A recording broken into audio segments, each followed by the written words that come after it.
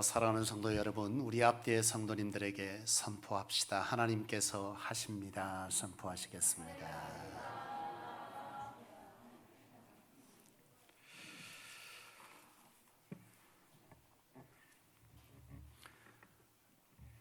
지난 주 중에 TV에서 참 안타까운 사건도 있었지만 또 훈훈한 일이 소개된 것이 있습니다.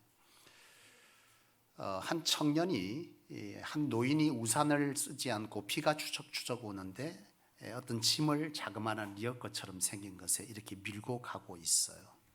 그런데 그 비를 맞고 가는 그 노인의 그 옆을 지나가던 청년이 우산을 펴서 계속 씌워서 그 노인의 길을 함께 가주는 그 장면이 행인에 의해서 찍혀지고 방송국에 제보되어서 그것이 소개되어지면서 시민상을 그 청년이 받게 된 것입니다. 이 시민상을 받은 청년이 그런 소감을 얘기했어요. 너무나 마땅한 일이고 당연한 일을 한 것인데 내가 이 상을 받아야 하는가 생각되어지고 참 부끄럽다. 그런 소감을 얘기를 했습니다. 여러분, 우리가 살아가면서 사람이 사람으로서의 이와 같은 선, 이 정도 선은 기본적으로 하고 살아야 되는 것이 아닐까요? 사람이면 적어도 약자를 보고 뭔가 어려움에 처하거나 뭔가 힘이 든 것이 보일 때에 그것은 마땅히 사람이면 함께 짊어져 주는 것, 그것이 짐승과 다른 사람의 모습일 거라는 생각을 하게 됩니다. 제가 미국에 공부하던 당시에 그 기숙사에 엘리베이터 학교를 이렇게 오르내리면 기숙사 학교에 도서관에 엘리베이터를 이렇게 오르내리잖아요. 한국인들이 풀러 대학에는 한국인들이 상당수가 있습니다. 한 200명의 학생의 한국인 목회자 선교사들이 대략 한 해에 200명 정도가 수업을 받고 있어요. 그 외 나머지는 다 물론 백인들이고 또 다른 유색인종 뭐 흑인 함께 다 있지만 말이죠. 어쨌든 이렇게 엘리베이터를 타게 되면 가끔씩 우리 한국 목사님들, 청년 목사님들이 이런 얘기를 합니다. 그 수업 받는 저쪽 반의 어떤 자매가 아무래도 나를 마음에 품고 있는 것 같다고. 그래서 이게 뭔 소린가 이래 들어보면요, 엘리베이터를 타고 올라가면 마주하면 그 친구들은 인사를 합니다. 헬로 하고 인사를 해요. 한국 사람들은 모르는 사람 보면 인사합니까? 안 합니까? 안 하죠. 어떤 사람에게, 모르지만 어떤 사람에게 인사하고 싶죠? 그렇죠. 뭔가 호감을 가질 만한 그 어떤 요소가 있는 사람 해본 것 같아? 엘리베이터를 타면 뭔가 저 사람하고 얘기를 해보고 싶다, 가까이 해보고 싶다, 뭐 이런 어떤 개인적 마음이 있는 사람에게 잘 모르지만 인사 건네잖아요. 물론 요즘은 우리나라도 많이 변했습니다. 아파트를 보면. 근데 이 청년이 백인 우리 같이 수업 받는 누군가의 그 친구가 자기를 보면 자꾸 헬로하고 인사를 한다는 거예요. 그래서 생각할 때 아무래도 그 친구가 내게 마음이 있는 것 같다 이렇게 고백을 해요. 그런데 그 말을 들었던 10년 동안 유학을 했던 목사님이 이런 지하에 이런 얘기를 했습니다. 그건 당신에게 관심이 있어서가 아니고 사람과 사람으로, 백인들은 미국에서는 그래요. 사람과 사람으로서의 최소한의 기본적인 예라고 생각하는 겁니다. 그러니까 적어도 나하고는 아무런 상관이 없고 알지 못하지만 그래도 사람과 사람이 만났으면 적어도 짐승과 다르게 우리가 사람인 우월성을 이 정도는 드러내고 살아야 되지 않겠느냐. 사람이 가져야 되는 최소한의 예의이자 그리고 최소한의 선은 행하며 살아야 한다라는 것이 바로 미국 사회에서 가지는 사람과 사람의 관계성의 방법인 것이죠. 착각을 해도 철저히 착각한 사건입니다. 여러분, 우리는 사회 속에서 적어도 이 정도의 기본적인 선이 통하는 그런 사회를 살았으면 좋겠다, 그런 생각을 해봅니다. 여러분, 그렇게 사시죠? 여러분, 손장원 목사님을 아십니까? 연세가 조금 있는 분들, 제 또래 50대 중반 이렇게 넘어가는 분들이면 그럴 법하지만 지금 젊은 청년들은 이 손장원 목사님에 대해서 잘 알지 못할 것입니다. 이 손장원 목사님은 사실 손장원 목사님에게는 살인자를 자신의 두 아들을 죽인 살인자를 양자로 삼은 분, 그분이 바로 손양원 목사님인데요. 이분은 소위 말하면 1950년 6.25 세대입니다. 이분에게 두 아들과 딸 하나가 있는데 이 두 아들이 정치적인 어떤 이유로 어떤 한 청년에 의해서 살해를 당하게 돼요.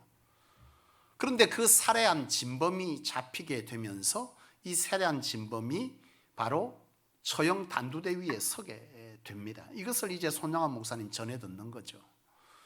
이 얘기를 들은 손양원 목사님께서 남은 딸 하나, 아들은 이미 두 딸은 이 청년에 의해서 이미 살해됐고 남은 이 딸에게 이 청년을 용서하고 이 처형에서 풀려나게 해주자, 이런 제안을 이 딸에게 합니다. 이 딸은 자기 오빠를 죽인 이 원수를 풀어주는 것이 용납될 수도 이해되지도 않는 거죠. 신라기를 계속 하는데 이 손양원 목사님이 계속해서 설득하고 또 그래서 할 수 없이 순종의 마음으로 이 딸이 이 사형대에 있는 단두대에 선 이 청년을 향해서 풀어줄 것을 요청하기 위해 가게 됩니다. 이 딸이 쓴 자기 자서전적 책에 의하면 이 길을 몇 번을 왔다 갔다 했다는 거예요. 갔지만 도저히 용납할 수 없이 다시 돌아오다가 다시 또 가고 하는, 결국은 그래서 아버지의 뜻에 순종해서 그 청년을 풀어줄 것을 간청해서 이 청년이 풀려나게 되는데 이 청년을 양자로 아들로 맞아서 일평생 아들의 자리를 내어줄 뿐만 아니라 이 살인범이었던 이 원수된 이 양자인 아들이 하나님 앞에 회심하면서 목회자가 되어서 일평생 목회직을 하게 되죠. 사실 이 손양원 목사님은 여러분 애양원이라고 하는 것을 가보시거나 아십니까? 소록도에 가면 바로 이 한센병 환우들이 함께 있는 곳이 있어요. 저도 신학교를 가면서 2번 정도 수련회도 또 봉사로 학생들을 데리고 수련회도 가본 적이 있습니다만은 그분들과 함께 예배를 드리면 참 은혜스러워요. 우리가 박수치는 소리와 그들의 박수치는 소리는 상당히 다릅니다. 우리는 박수칠 때 이런 소리가 나지만요, 그분들은 박수치면 이런 소리가 납니다. 왜냐하면 손가락이 대부분 없어요. 사실 거기에 지금 있는 분들은 대부분 음성인 분들입니다. 그러니까 감염을 시키지 않아요. 전염시키지 않아요. 저희가 그때 함께 애들하고 제가 수련회를 데려갔는데요, 함께 식사하는 시간을 마련했어요. 애들이 밥을 안 먹어요. 왜 그럴까요? 자기도 혹시 저렇게 될까 두려운 거예요. 신학생들 함께 갔는데요, 예배 시간에 같이 그들과 함께 예배를 드리면 찬양을 하는데 그분들은 정말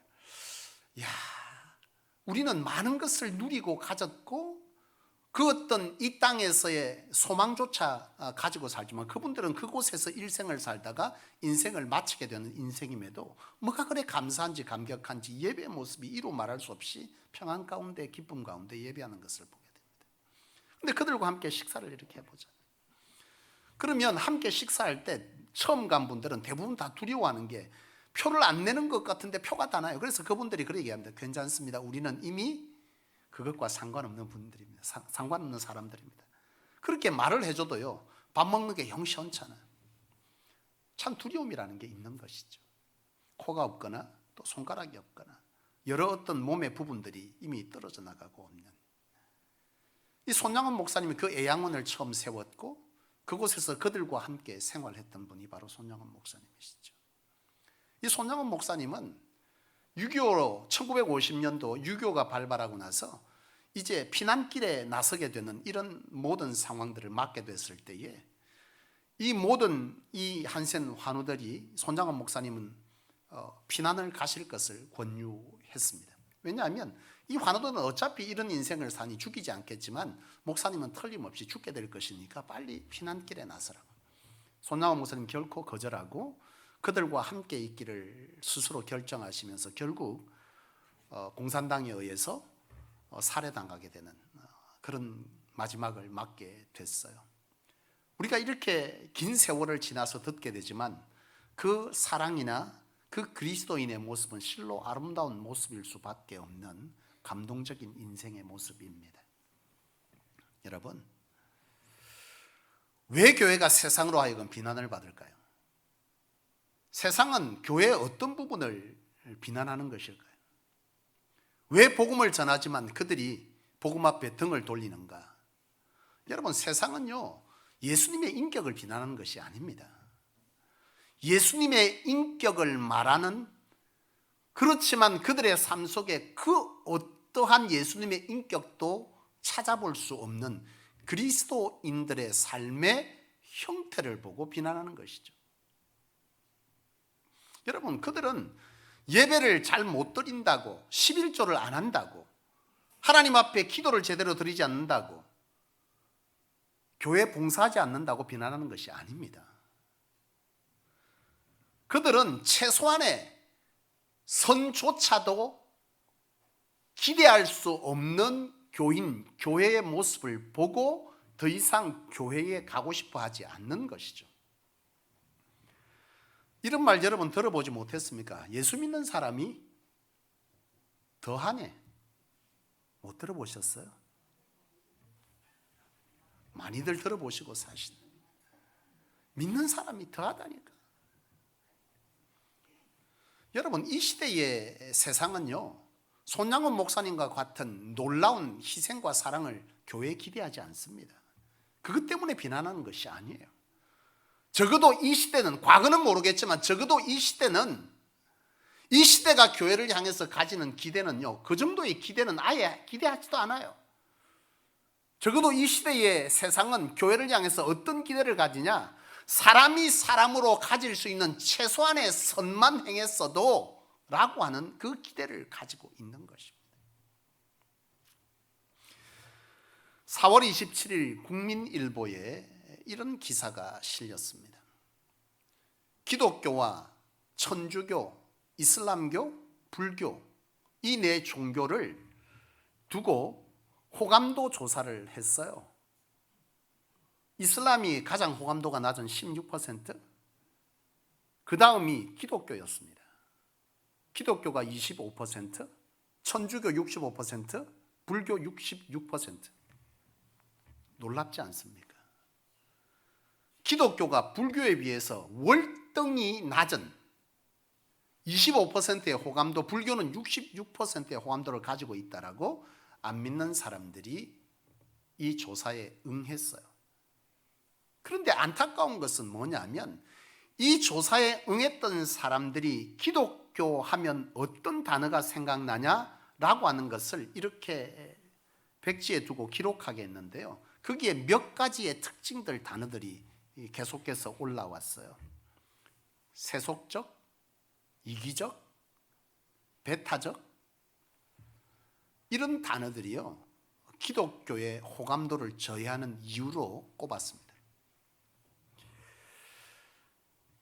굉장히 위선적이고 배타적이고 이기적이고 세속적인 종교, 기독교, 이렇게 판단하는 것이죠.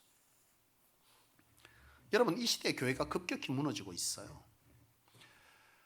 지난 한 목사님을 통해서 듣게 된 얘기가 있습니다. 지금 여러분, 우리 한국교회 신학대학교가 급격히 무너지고 있어요. 어느 정도 무너지냐?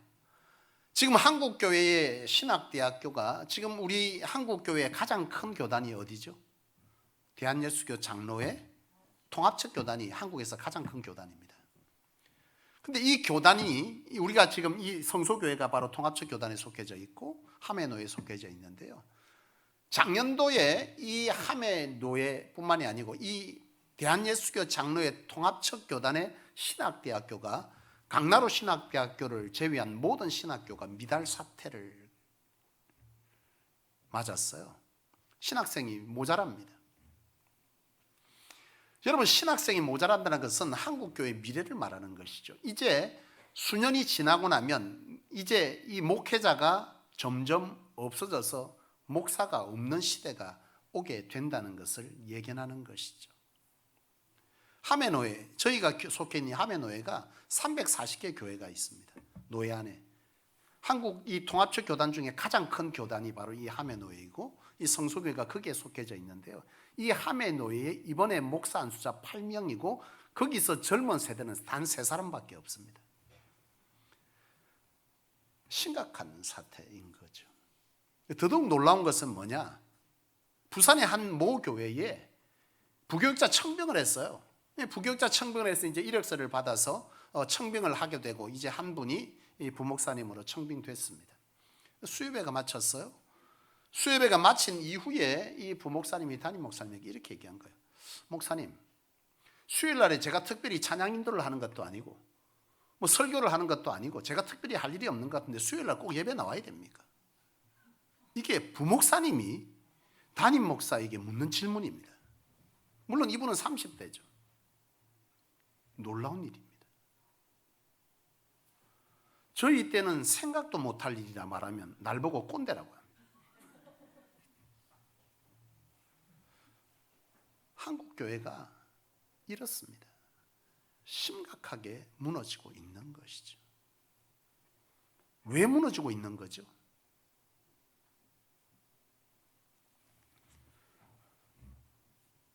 바로 먼저 신앙한 저와 여러분들 탓입니다. 이들은 30대, 20대입니다. 지금 부교육자들 가운데 소통되는 유행처럼 말하는 것이 있어요.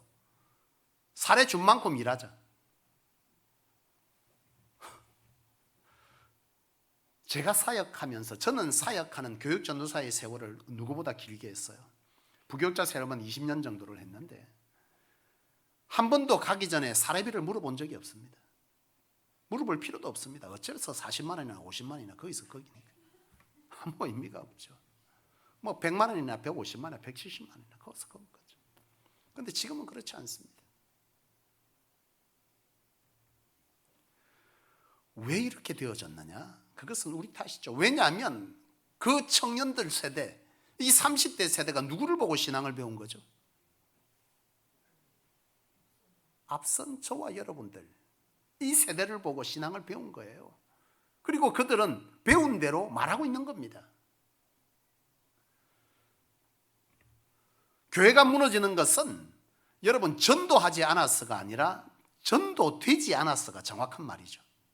전도합니다. 근데 전도가 안 돼요. 왜요?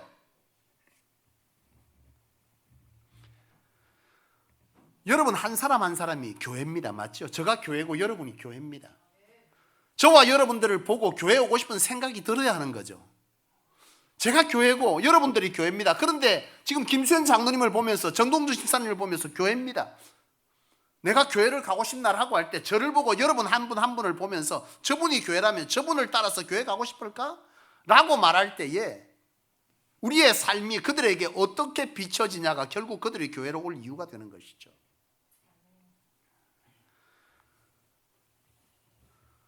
만약 교회가 최소한의 선만이라도 여러분 그래도 교인이 낫다라는 얘기를 들을 수 있었더라면 지금 이 지경까지 한국 교회가 오지는 않았을 거예요. 손장원 목사님 같은 그런 어떤 우리 안에 신앙의 목적과 목표와 사랑과 사람이 대하는 이 성숙도가 우리 안에 있었다면 지금 한국 교회는 여전히 부흥의 부흥을 거듭하고 있었을 것입니다. 안타까운 것은 지금 한국 교회는 철저하게 무너지고 있고 그 무너짐은 여러분들의 다음 인생의 다음 세대들의 인생을 여러분 참 슬프게 하는 것이죠. 신앙이 무너지면 인생 무너지고 인생 무너지면 영혼 다 무너지는 거죠. 이게 곧 저와 여러분들이 맡게 될 미래이자 우리 자녀들이 맡게 될 지금 한국 교회의 현실이자 그들의 영혼의 미래입니다.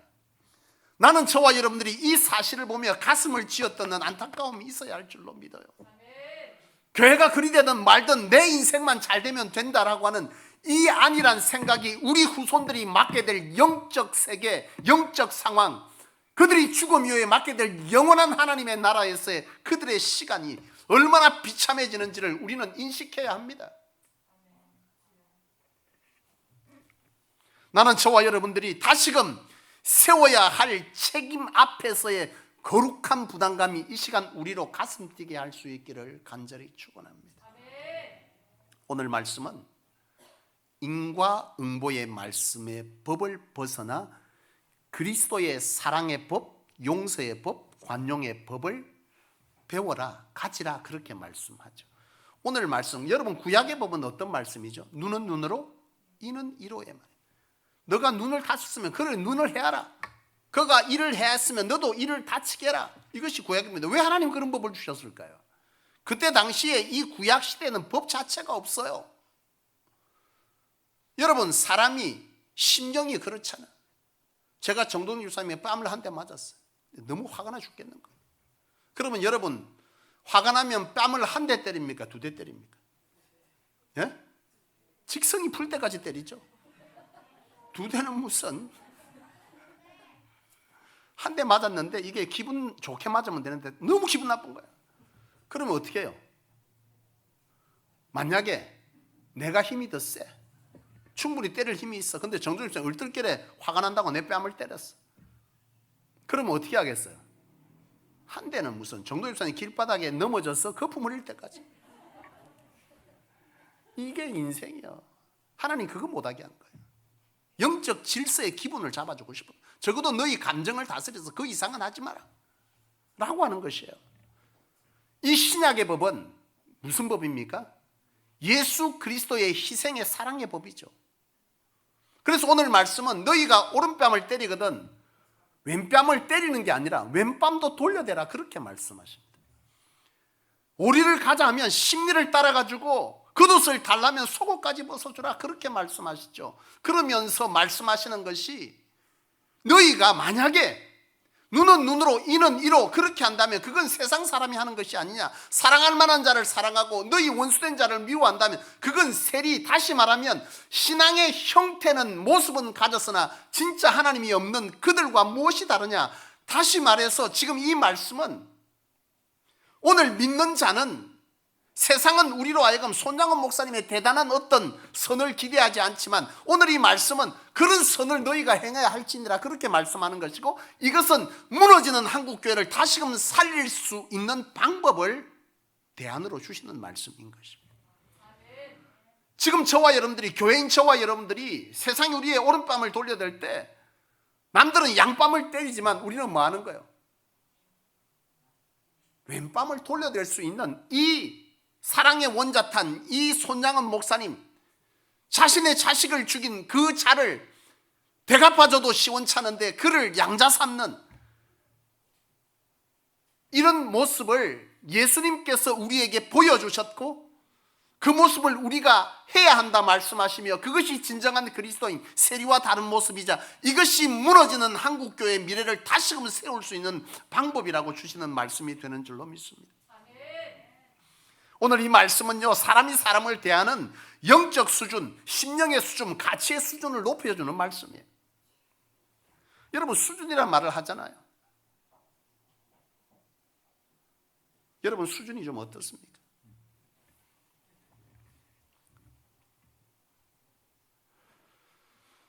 우효정 장로님 앞에 앉아 계십니다. 수준이 어떻습니까? 예? 세상이 말하는 수준은요, 드러나는 수준을 얘기합니다. 지금 장로님 내가 딱 보니까 상당한 수준을 갖고 계세요. 저 안경만 해도 내가 보니까 한 200만 원 가까이, 한 150만 원, 200만 원짜리 안경 끼고 있잖아요. 왜냐하면 안경점 하시는 사장님이시다. 세상은 사람의 수준을, 야, 저 사람 우리하고 사는 수준이 다르네, 저 사람 진짜 수준이 있대. 뭘 말하는 거죠? 재물적 수준, 지식적 수준, 노는 수준, 문화적 수준, 이것을 말합니다. 기독교인의 수준은요, 뭘 보고 수준이 있다고 말해야 되는 거죠? 그리스도의 장성한 분량에 이르는 사람, 사람과 사람이 대하는 능력이, 여러분 뭐한 사람이요? 높은 사람, 이걸 수준이라고 말해야 돼요. 교인은 달라야 됩니다. 세상은 드러나는 것에 모습을 보고 수준이 있다고 말하지만 그리스도인, 성경이 말하는 수준은 그게 아니에요. 여러분, 예수님의 제자들이 세상적 가치로 봐서 그들의 수준을 가늠했다면 예수님의 제자들은 진짜 수준 낮은 사람들 아니에요. 얻어먹고 다니고 옷 한 벌에 빨아 입는지 안 빨아 입는지, 여러분 너무나 낮은 수준의 사람들입니다. 우리가 그들의 제자의 모습을 따라간다? 그 수준을 왜 따라가야죠 도대체? 성경이 말하는 수준은 그것이 아니죠. 그들의 영적 수준, 사람과 사람을 마주 대하는 그 그리스도의 장성한 분량의 수준, 이걸 우리는 닮아가려고 하는 것이고, 우리는 적어도 사람이 사람을 대할 때에 바로 이런 수준을 갖춘 자가 되어야 할 줄로 믿습니다. 이 수준을 회복하는 길이 바로 기독교가 이 세상에서 개독을 기독으로 바꿀 수 있는 길이 될 줄로 믿습니다. 여러분, 사도행전 1장 8절에는 이런 말씀을 합니다. 오직 성령이 너희에게 임하시면 너희가 권능을 받고 예루살렘과 온 유대와 사마리아 땅끝까지 이르러 내 증인이 될 것이다. 이 말씀 속에 여러분, 제가 딱 와닿는 게 있는 거예요. 성경은 전도자가 되라 하지 않고 증인이 되라고 말씀합니다. 여러분, 전도자와 증인이 다른 것 같지 않습니까? 전도자는 복음의 도를 전하는 사람, 증인은 복음의 도를 깨달아 행하여 전하는 사람, 다릅니다. 성경은 전도자라고 말하지 않습니다. 증인이 되라고 말씀합니다. 이 전도자는 여러분, 전함의 선포의 의미가 강하다면 증인은 행함의 의미가 강한 거죠. 예수님은 너희가 전도자가 되라 하신 것이 아니라 증인이 되라, 그렇게 말씀하고 있습니다. 여러분, 마태복음 5장 16절 말씀은 이렇게 말씀합니다. 이같이 너희 빛을 사람 앞에 비추게 하여 저희로 너희 착한 행실을 보고 하나님 아버지께 영광을 돌리게 하라. 웨스트민스턴 소요리 문답 1문항 첫 번째, 사람의 여러분 어떤가는 목적은 하나님을 영화롭게 하는 것이다. 이 말이 뭐냐면 하나님께서 인생을 지어놓으시고 그 인생이 살아가는 가장 첫 번째 되는 목적은 바로 하나님을 영화롭게 하는 것이 목적되게 하여 지어놓았다, 이 말이죠. 여러분, 인생 잘 살고 있습니까? 예? 집도 하나 샀고 차도 하나 샀고 적금도 하나 넣고 인생 잘 살고 있는 거죠. 사람의 지으신 목적을 따라 잘 살아가고 있는 것이 잘 사는 겁니다. 왜냐하면 누차 말씀드리지만 우리가 지금 만지고 잡고 있는 이것은요, 좀 있으면 헛상이 될 거예요. 우리가 잡지 못한 그 세계가 우리 손에 잡히는 시대가 곧 옵니다. 우리는 죽음을 맞고 하나님의 나라에서는 우리가 잡지 못했던, 보지 못했던 것을 실제로 보게 될 것이고, 우리가 전부인 것처럼 잡고 있는 이것은 다 놓고 가야 될 때가 와요. 내가 잘 살고 있느냐? 하나님의 목적대로, 하나님이 지으신 목적대로 잘 살고 있다. 하나님을 영화롭게 하고 살고 있는 자는 지금 잘 살아가고 있는 겁니다. 우리의 지으신 목적과 상관없이 살아가고 있는 그 어떤 모습은 여러분, 지금 우리가 잘못 살고 있는 거예요. 저와 여러분들이 잘 산다는 것은 바로 그 기준에서 잘 사냐 못 사냐를 정해야 되죠. 우리가 하나님 앞에서 잘 사는 자 되기를 원합니다. 하나님이 지으신 목적을 따라 살아가는 우리의 착한 행실을 보고 하나님께 영광이 되게 하라. 우리의 행실 하나가 사람과 사람을 마주하는 이 수준 높음이 우리 가운데 있어야만 우리는 지금 하나님을 영화롭게 하는 거고, 그렇게 사는 자가 잘 사는 겁니다. 걸어다니는 시한폭탄, 가는 곳마다 사고처리, 이게 그리스도인들이 돼서 되겠습니까? 이야, 세상에 골치 아픈 저 사람은 우리 동네에 없으면 좋겠다. 박 집사, 박무 집사님 말한 거 아닙니다. 그런 사람이 그리스도인이 된다면 여러분, 이게 무엇이겠습니까?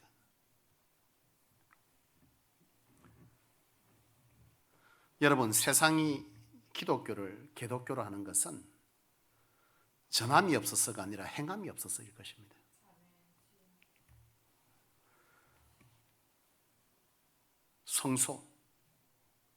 성소교회입니다. 여러분, 성소는 교회다운 교회를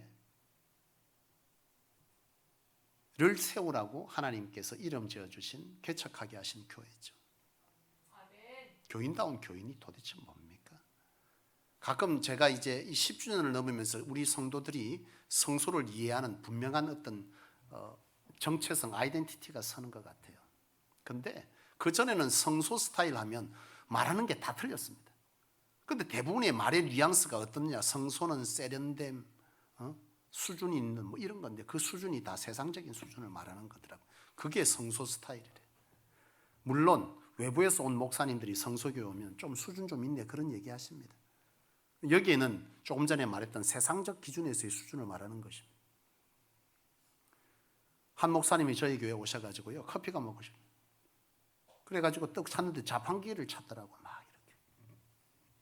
저희 교회는 자판기가 없습니다. 뭐가 있습니까? 맥땡땡이 있습니다. 일회용 컵에, 그리고 일회용 커피도 저렴한 거 아닌 여러분들이 집에서 먹는 것 중에 몸에 좋다는 거, 지구를 세 바퀴 돌아도 안 빠지는 프림이 아닌 우유 들어간 거, 성도들의 건강을 생각해서 그 커피를 그냥 무한정 나눴습니다. 한때는 그 커피를 누가 자꾸 가져가더라고. 성소교에 CCTV가 달려있는 걸 모르는 모양입니다. 사실 돌려보진 않지만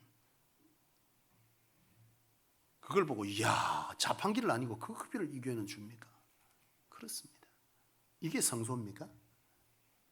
아닙니다.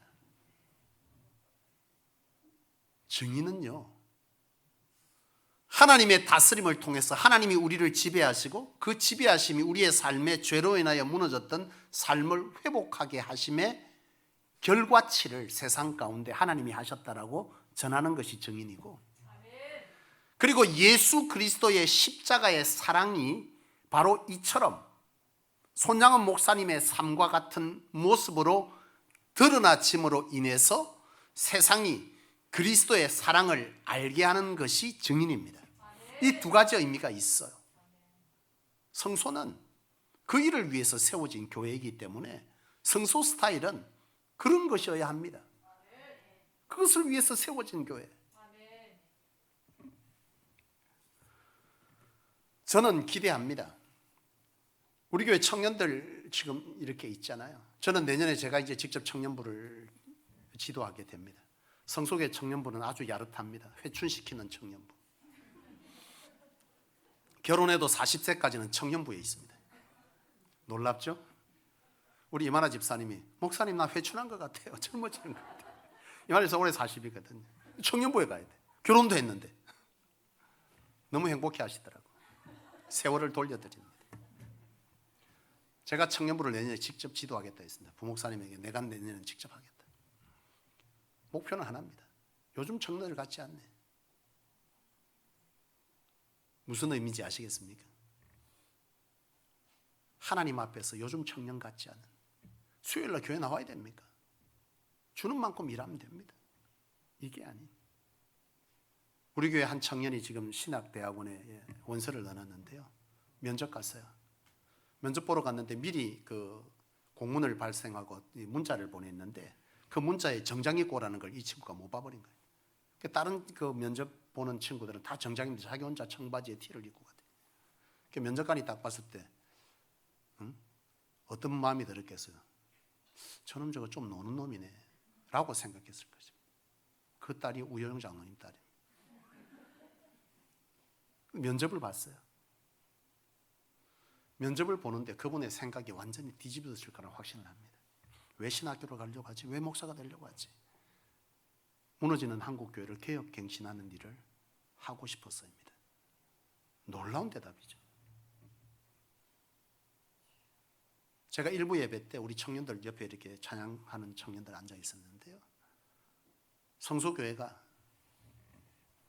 수준 있는 교회가? 라고 물었더니 이쪽에 장년부는 조용하고 자신이 없고 청년부는 아니라고, 거기는 수준 없는 교회 아니래. 수준 있는 교회라는 거예요. 근데 여기 장년부는요, 나는 소망이 있다고 믿습니다. 우리 청년들이 성소교회 수준이 있다는 거예요. 이 수준을 설교하면서 이해했거든. 나는 우리 청년들이 다음 세대를 리드해 갈 이 성소교회 안에서의 역할을 정말 잘 해낼 수 있으리라 믿습니다. 사랑하는 여러분, 우리 다음 세대는 성소를 기억할 것입니다. 우리의 일거수일투족을 기억하고 그들의 삶을 학습할 것입니다. 바라기는 가정에서든 직장에서든 어디서든 전도자 아닌 복음의 도를 입술로 전하는 자가 아닌 증인으로 살아가기 위한 거룩한 몸부림을 회복하시기를 간절히 축복합니다. 기도합시다. 하나님 아버지, 귀한 말씀으로 저희들의 인생을 돌아보게 하시고 채찍질하여 주시니 감사합니다. 참 말씀 앞에 작아집니다. 그러나 그 말씀 앞에 우리를 쳐서 복종시켜 순종해 갈 때 무너지는 한국교회는 다시금 소망의 선교 한국이 되어질 줄로 믿습니다. 여기 성소가 성소에 이름받은 우리 한 사람 한 사람이 그리스도의 제자로서 그리스도의 인격을 장성한 분량에 이르게 하는 그런 자들 될 수 있기를 원합니다. 하나님, 우리로 변화시켜 주시고 우리로 그 길을 가게 하여 주셔서 무너지는 한국교회가 저희의 이 일거수일투족의 행함을 통해서 다시금 세워지는 교회 될 수 있도록 여호와여 우리를 축복하시고 믿음으로 견인하여 주옵소서. 그리하실 하나님을 믿고 감사드리며 예수님의 이름으로 간절히 기도하옵나이다. 아멘.